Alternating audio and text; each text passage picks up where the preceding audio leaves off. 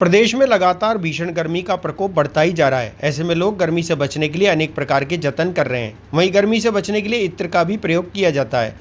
दुकानदार ने जानकारी देते हुए बताया कि गर्मी से बचाव के लिए गुलाब, केवड़ा और अन्य प्रकार के इत्र का इस्तेमाल किया जाता है, जिससे शरीर को ठंडक पहुँचती है। उन्होंने बताया कि कूलर में डालने के लिए भी लोग खस का इस्तेमाल करते हैं, जिसके कारण कमरे में खुशबू बनी रहती है और ठंडक का भी एहसास होता है। इस भीषण गर्मी में जो कस्टमर आ रहा है वो सब ठंडे अतर ही मांग रहा है, जैसे खस हो गया, गुलाब हो गया, केवड़ा हो गया। जितनी भी बॉडी को ठंडाई देने वाले अतर अभी चल रहे हैं और गर्मी का टेम्परेचर भी काफ़ी हो चुका है। अभी कूलर में डालने के लिए खस भी लोग पक ले जा रहे हैं काफ़ी। और अभी क्या होता है कि पसीना बहुत जल्दी आ जाता है, उससे बदबू से बचने के लिए भी अतर का काफ़ी अभी स्कोप चल रहा है। और आने वाले टाइम में ये नौतपा स्टार्ट हो गई है, तो मैं मतलब काफ़ी लोग बाग खस का और केवड़े का अतर लगाकर अपने आप को गर्मी से महफूज करते हैं। यहाँ पर कभी भी भीड़ रुकती नहीं है, जाहिर हमेशा आते रहते हैं कस्टमर। तो उस हिसाब से क्या रहता है, सर्दी गर्मी का अलग अलग? बिल्कुल साहब, सर्दी गर्मी बारिश सबका अलग अलग अतर होता है। गर्मी में अभी ठंडे अतर शुरू हो चुके हैं, जैसे सर्दी आएगी गर्म अतर हो जाएंगे। बारिश के अंदर फुलवारी अतर शुरू हो जाते हैं। तो 12 महीने के 12 अतर आते हैं। कुछ ऐसे अतर होते हैं जैसे ग्रीन अजमेर हो गया, जन्नतुल फिरदौस हो गया, असील हो गया, 12 महीने चलते सदाबार। लेकिन कुछ अतर ऐसे होते हैं जो मौसम के अकॉर्डिंग ही चलते हैं।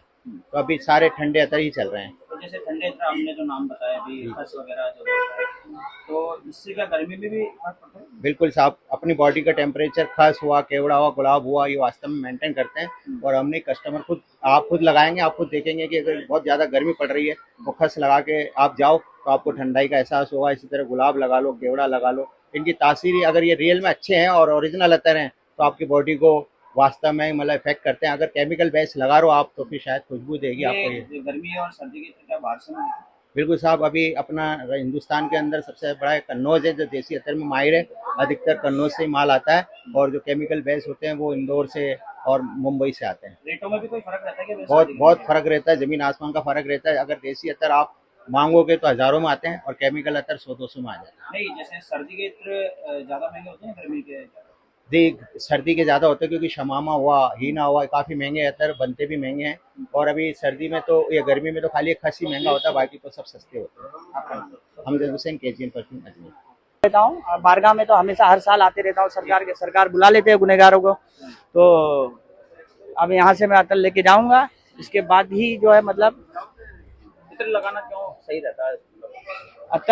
अतर ये लगाना ये सुन्नत है और इससे खुशबू जो लोगों को इसकी खुशबू आती है तो वो भी खुश हो जाते हैं। और ये सुन्नत भी है, हमारे सरकार दो आलम सल्लल्लाहु अलैहि वसल्लम सलातो सलाम की सुन्नत है। इस हिसाब से इस वजह से हम लोग लगाते हैं, जिससे कपड़ों में खुशबू आती है, बदन में खुशबू आती है और दूसरे लोगों को भी अच्छा लगता है। इसमें कोई नुकसानदेह नहीं है, ना कोई अल्कोहल है, एकदम जायज़ है। इसलिए हम लोग ये अतर लगाते हैं। आपका नाम? मेरा नाम गुलजार रजा हशमती।